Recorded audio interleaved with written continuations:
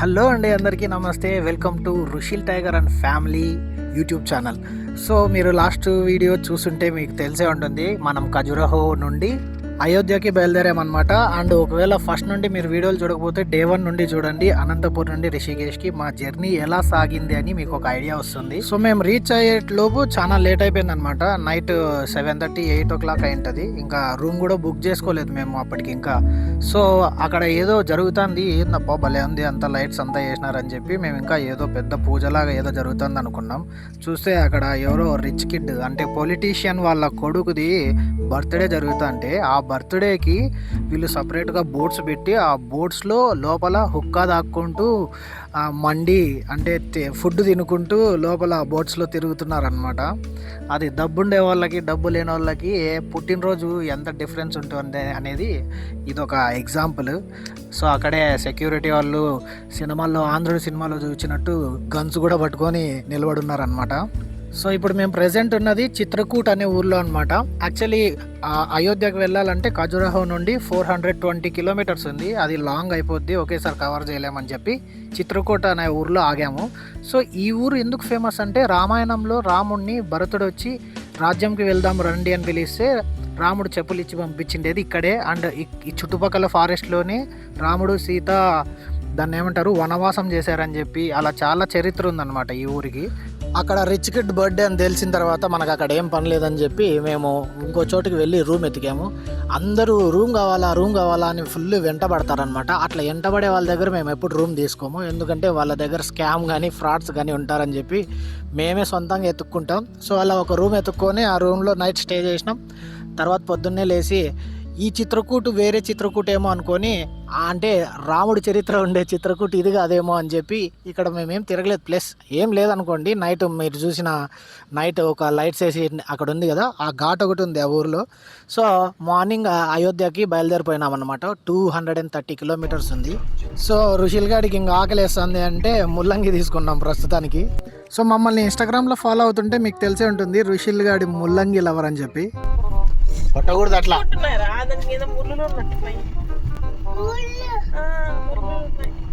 కొట్టకూడదు అట్లా అమ్మని.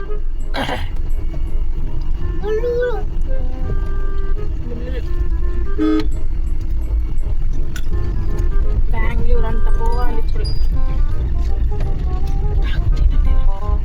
పడేస్తాలే అయితే. వద్దా తింటావా పడేలా?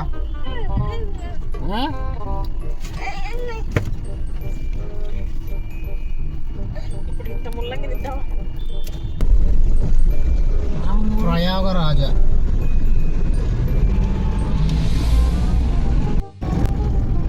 అయోధ్య లెఫ్ట్ అని చూపించింది హైవేలో. ఈ రోడ్లో చూస్తే మేము ఒక్కటే ఉన్నాం, ఒక్క పురుగు కూడా లేదు. వెనకలేమో కన్స్ట్రక్షన్ జరుగుతుండే రోడ్డు. ఈ బోర్డు ఏమో ఇదే ఇటు సైడే చూపించింది, కానీ రోడ్లో ఒక్కరు లేరు. ఈ లోకల్ విలేజ్ వాళ్ళు అక్కడక్కడ ఒక బైక్ కనిపిస్తుంది, కానీ ఒక్క కారు కానీ ఒక లారీ కానీ ఏంది లేవు. అక్కడ లవర్స్ ఉన్నారు, వాళ్ళు ఎక్కడ చూసినా ఉంటారు. టోల్ గేట్ వచ్చింది, చూద్దాం ఏమవుతుందో.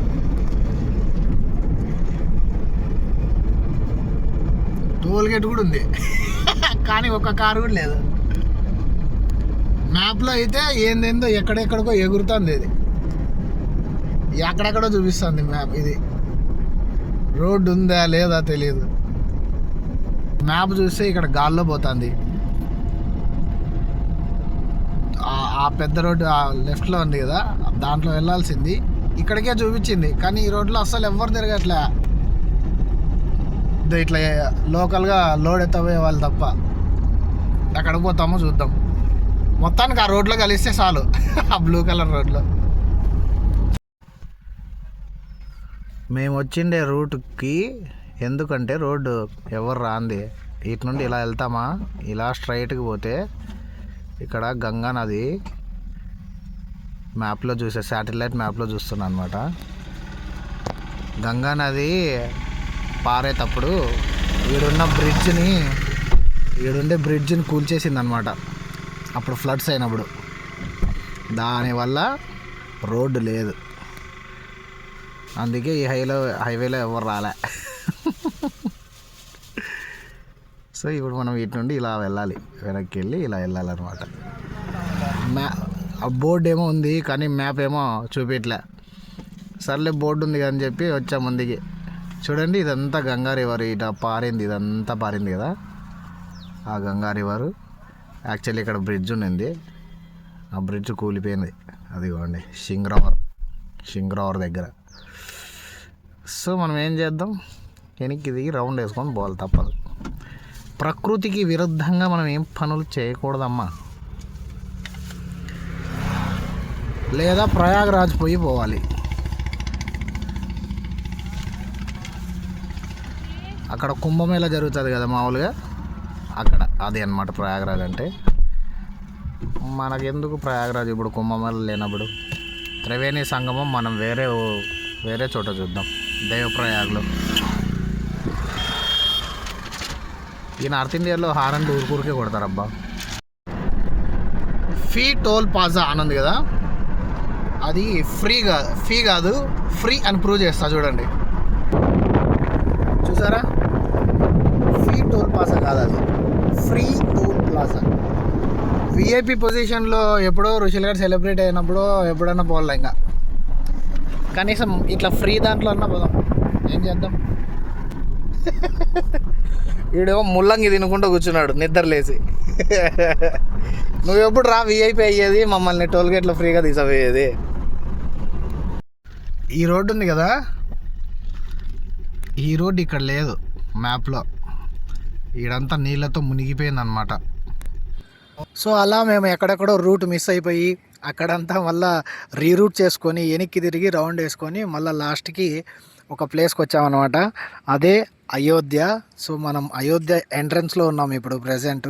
సేమ్ ముందు రోజు లాగానే అయోధ్యకు రీచ్ అయ్యేలోపు ఈవినింగ్ అయిపోయింది. వీడు అయోధ్యలో రూమ్ తీసుకుంటే అక్కడ కూడా ఫ్యాన్స్ రెడీ చేసుకుంటున్నారు. మాకు రూమ్ ఇచ్చిండే అంకులు వాడిని వీడియో తీసుకుంటున్నాడు, ఫుల్ ఇంప్రెస్ అయిపోతున్నాడు. చూడండి నవ్వి పెడుతున్నారు వీడు చేసేదానికి. లేవానా ఇందాక కన్నా పెరిగింది. చలి పెట్లా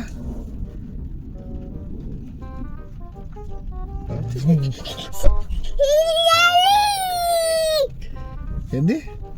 అయ్యో అంత చలి పెడుతుందా?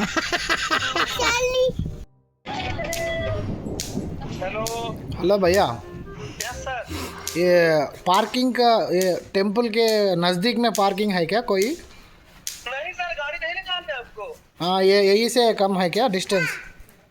हाँ सुनिए, चौराहे पे जाएंगे आप। हाँ आगे से जब रोड पे निकलेंगे तो శ్రీరాముడు టెస్టింగ్ చేస్తున్నాడు మమ్మల్ని. దర్శనం పోదామని పొద్దున్నే మంచిగా రెడీ అయితే వర్షం పడుతుంది. భవానీ ఏమో సర్లే వర్షం పడితే పడింది లోపల పోదామంటే ఇద్దాం. జర్కిన్ కూడా లేదు నాకు, జర్కిన్ కొనుక్కోలే, ఇన్ని రోజులు అయింది. ఈరోజు ఖచ్చితంగా కొనుక్కోవాలా, లేకపోతే పిచ్చర్ అయిపోతా. వస్తున్నాడు military major Sushil.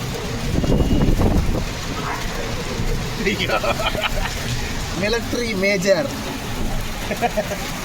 So night room కోసం వెతుక్కుంటూ గుడి చుట్టూ తిరిగామన్నమాట ఓ 3-4 టైమ్స్ కార్లో. మాకు తెలియక చుట్టూ పోలీసులు ఉన్నారు. అంటే గుడి ఎలా ఉంటుందంటే మీనాక్షి అమ్మ టెంపుల్ ఉంటుంది కదా తమిళనాడులో, ఆ మీనాక్షి అమ్మ టెంపుల్ చుట్టూ రోడ్స్ అన్నీ క్లోజ్ చేసేస్తారనమాట, కార్లు ఇవేం రానిరు. సేమ్ అలాగే ఇక్కడ కూడా కార్లు ఇవన్నీ లోపలికి అలో ఉండదు.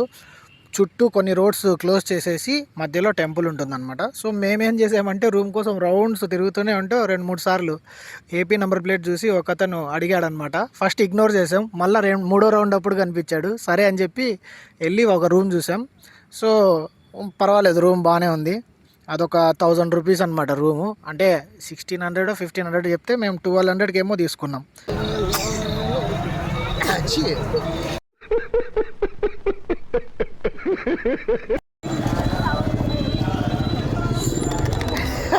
ఇది మాత్రం బుద్ధికి పెట్టించుకుంటాడబ్బా.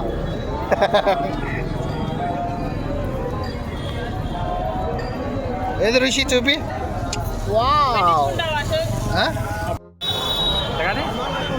పెట్టుకుంటావా? ఈ నార్త్ సైడ్ టెంపుల్కి వెళ్తే ఇదేదో లోగో వేసినట్టు మనుషులకి ఈ బొట్లు పెట్టేది భలే ఉందన్నమాట బిజినెస్. నాకు భలే నవ్వు వచ్చింది. ఒకసారి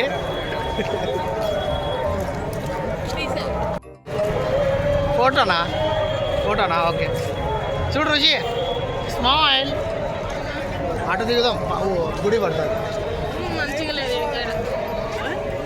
ఇప్పుడు నవ్వు నాన్న, నవ్వు బా. నవ్వే మాత్రం స్మైల్ బాగా ఇస్తాడమ్మా రుచిలే. Thanks, love you forever. So ఇక్కడ గుడి లోపలికి వెళ్ళే ముందర వీల్ చైర్స్ తీసుకునే ఫెసిలిటీ ఉందన్నమాట. సో ఎవరైనా హ్యాండిక్యాప్డ్ ఉంటే అలా వీల్ చైర్స్ తీసుకొని వెళ్ళచ్చు. ముందర చూడు పడేవు.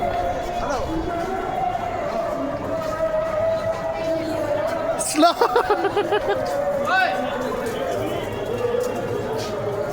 సో ఇది క్యూ అన్నమాట. ఈ క్యూలో నుండి వెళ్తే కొంచెం ముందుకు వెళ్ళిన తర్వాత ఆడవాళ్ళని మగవాళ్ళని సపరేట్ చేసేసి సపరేట్ క్యూస్లో చెక్ చేసి తర్వాత లోపల పంపిస్తారు. సో మీరు అక్కడ చూస్తున్నారు కదా, దూరంగా గోపురం కనిపిస్తుంది, అదే అయోధ్య రాముడి టెంపుల్. సో ముందర చూడండి, ఆడవాళ్ళని మగవాళ్ళని సపరేట్ చేస్తున్నారు. వాడు చూడండి ఎంత దూరం పోతున్నాడు. ఇది ఎంట్రన్స్. ఇక్కడ లగేజ్ చెక్కింగ్ ఉంటుంది అనమాట, ఎయిర్పోర్ట్ల లాగా. మొబైల్ ఎంతవరకు అలా ఉంటుందో తెలియదు, అంతవరకు నేను కవర్ చేస్తా. చూద్దాం. ఈడేమో ఉరుగుతున్నాడు, వర్షంకి ఆడబడతాడు అని భయం వేస్తాను. జై శ్రీరామ్. సో ఇక్కడికి వచ్చిన తర్వాత మొబైల్స్ కానీ బ్యాగ్స్ కానీ ఏవైనా కూడా అక్కడ లాకర్లో పెట్టేయాలి. అసలు చాలా స్ట్రిక్ట్గా ఉందన్నమాట. ఎందుకంటే ముందే తెలిసిందే కదా అయోధ్య టెంపుల్ గొడవల గురించి. ఇక్కడ చూస్తే మీరు మొబైల్ ఛార్జర్స్ కానీ, కెమెరాస్ కానీ, ఇయర్ పాడ్స్ కానీ, లాస్ట్కి రుషిలు కానీ పాల డబ్బా కూడా అలో లేదు అని చెప్పారు. వాళ్ళే బ్యాగ్స్ ఇస్తారనమాట. ఆ బ్యాగ్స్లో మన వస్తువులు పెట్టి మనం వెనక్కి ఇచ్చేయాలి. హెడ్ ఫోన్స్, బాటిల్స్ ఏమి ఉండకూడదు. Keys with remote, weapons, pan masala and tobacco అది మాత్రం ముఖ్యం బిగులు. ఏంటి బ్రో అంత మాట అన్నావు? సో దర్శనం అయిపోయిన తర్వాత చుట్టేసుకొని వచ్చి మళ్ళీ ఆ లగేజ్ కౌంటర్ దగ్గరే బయటకు వస్తామన్నమాట. టెంపుల్ వచ్చి ఓకే యావరేజ్, అంటే మన సౌత్ ఇండియన్ టెంపుల్స్, తమిళనాడు టెంపుల్స్తో పోల్చుకుంటే అంత వైబ్ ఏం లేదు, కానీ ఓకే పెద్దగా ఉంది, బాగా రాజ్యంలాగా, అంటే ఒక కోటలాగా అట్లా ఓకే బాగానే ఉంది. సో లగేజ్ తీసుకురావడానికి భవానీ వెళ్తే ఇంకా నేను రుషిల్ గడు అక్కడ సెటిల్ అయినాం అనమాట. అండ్ ఇందాక మనం లగేజ్ పెట్టాం కదా, అక్కడ నుండి రిసీవ్ చేసుకునే దగ్గర నేను షూస్ వదిలేసాను అనమాట. చెప్పులు బ్యాగ్లో పెట్టలేదు, మర్చిపోయినాను. సో ఆ షూస్ అనేది తీసుకోవడానికి ఆ పక్కకు జంప్ చేయాలి. మేమేం చేసామంటే రుషిల్ గారిని పంపించామన్నమాట బొక్కలో నుండి. వాడు వెళ్ళి షూస్ తీసుకొని వస్తున్నాడు.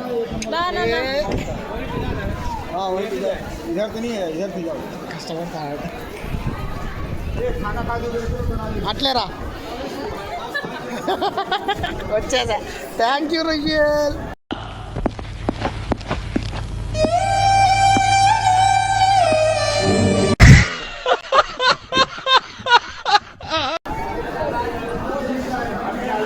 సో ఇలా కూడా వాడచ్చు రుషిల్ని. పోతాడు అడుగు. సో ఆ పక్కనే హనుమాన్ టెంపుల్ ఉంటుందన్నమాట. అది కూడా బాగా ఫేమస్, కానీ ఆ జనాలకి అంత గలాటకి మాకు వెళ్ళబుద్ధి కాలేదు. సో స్కిప్ చేసాం. అండ్ బయటకు రాగానే ఇటు పక్కన వచ్చి ప్రసాదం కౌంటర్ ఉంటుంది. ఇంకా చాలామంది క్యూలో ఉన్నారని చెప్పి నేను అది కూడా స్కిప్ చేశాను అనమాట. కానీ భవానీ వెళ్ళి తీసుకొచ్చింది. టీషర్ట్ తీసిరా భవానీ, ఈ పక్కకు రావే.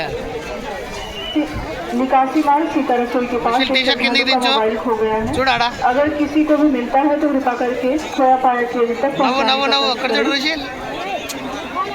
అది అవదమ్మా, వాడి మాట మనం వినాలి, మన మాట వినడాడు. సో ఇక్కడ వెనకాల విలేజ్ నుండి నాకు తెలిసి రాజస్థాన్ నుండి వచ్చినట్టున్నారు. వాళ్ళంతా కింద కూర్చొని అట్లా ప్రసాదం తింటే నాకు భలే ముచ్చటేసింది. అందుకే అది కూడా రికార్డ్ చేశాను అనమాట. దర్శనం అయిపోయిన తర్వాత ఇంకా మరి అదే బుడ్డి ఆటోలో ఎక్కి మళ్ళీ ఇంటికి బయలుదేరామన్నమాట. యాక్చువల్లీ ఈ ఆటోలు భలే ఉన్నాయి. దీనిలో మళ్ళీ ముందర సీసీ కెమెరా కూడా ఉన్నాయన్నమాట, సేఫ్టీ పర్పస్ కోసం. ఎందుకంటే ఇంతకుముందు అంతా మనకి అయోధ్య గురించి చాలా గొడవలు జరిగినాయి. ఇంకా రిటర్న్ ఆటోలో వెనక్కి వెళ్ళేటప్పుడు రుషిల్ గడు ప్రసాదంని ఒక ఊపేసినాడు అనమాట. సో ఇంకా రూమ్కి వెళ్ళి అక్కడ ఖాళీ చేసేసి లగేజ్ సర్దేసుకొని కార్లోకంతా తర్వాత మేము రిషికేష్కి బయలుదేరిపోయినాం. తాగడానికి వాటరు ఒక 5 లీటర్స్ క్యాన్ ఉందన్నమాట, దాంట్లో పట్టేసుకున్నాం. అట్లనే పొద్దున్నే లేచి ఆ లెమన్ రైస్ ఒకటి కుక్ చేసి పెట్టేసుకున్నాం, మధ్యాహ్నం తినడానికి బాగుంటుందని చెప్పి. అసలు ఎక్కడికి చూడు అసలు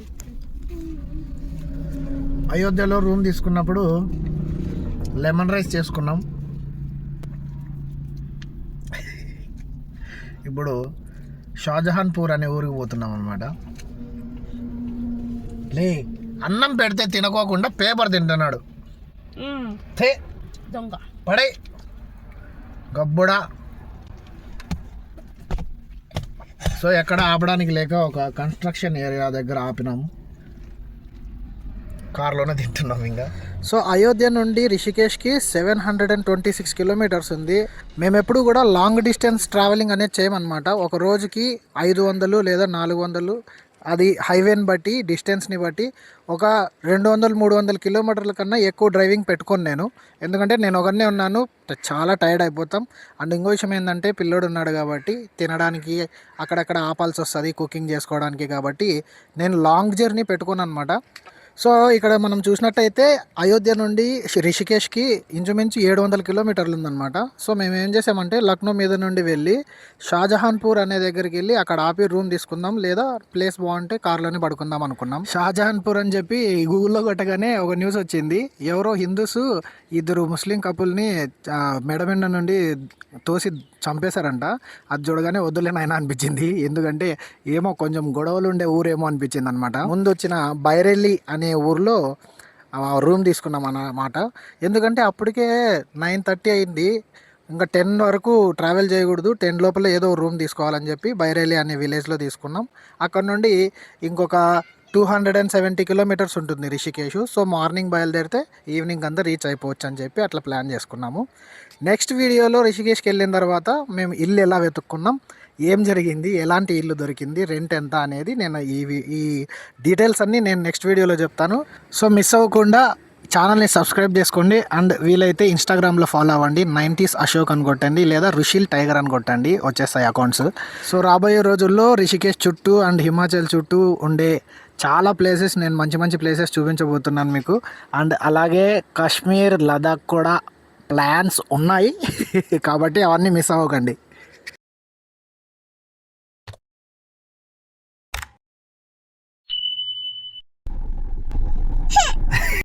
टाइगर का हुक्म